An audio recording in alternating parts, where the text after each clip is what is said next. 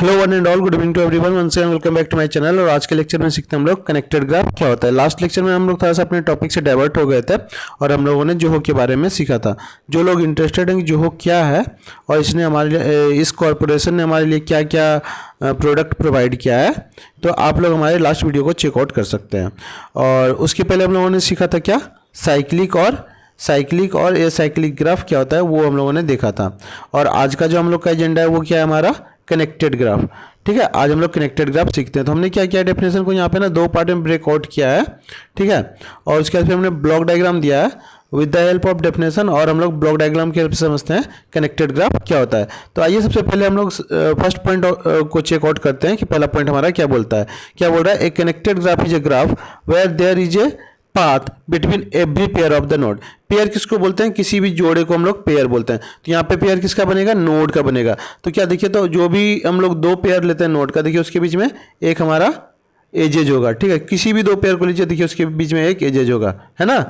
ठीक है, सब जगह हमारा क्या बन रहा है, दो पेयर दो नोड लेंगे तो उसके बीच में एक हमारा एज से वो कनेक्टेड होगा। तो पहला पॉइंट हमारा यही बोल रहा है। ठीक है, दूसरा पॉइंट हमारा क्या बोल रहा है,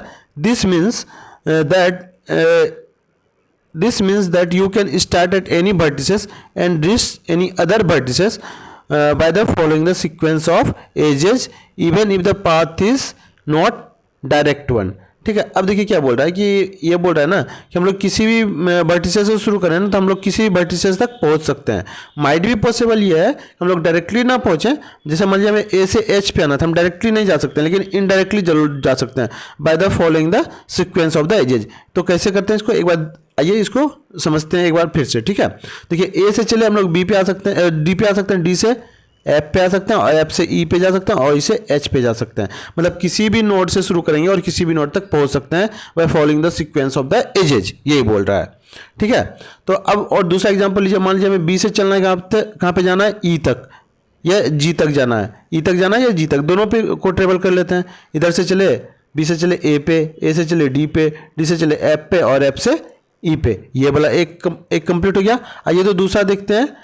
तो बी से चले हम लोग कहाँ पे, सी पे चले, सी से डी पे, डी से एफ पे और एफ से जी पे, तो इस तरह हमारा कंप्लीट हो गया। ठीक है, तो इसी को हम लोग क्या बोलते हैं, कनेक्टेड ग्राफ।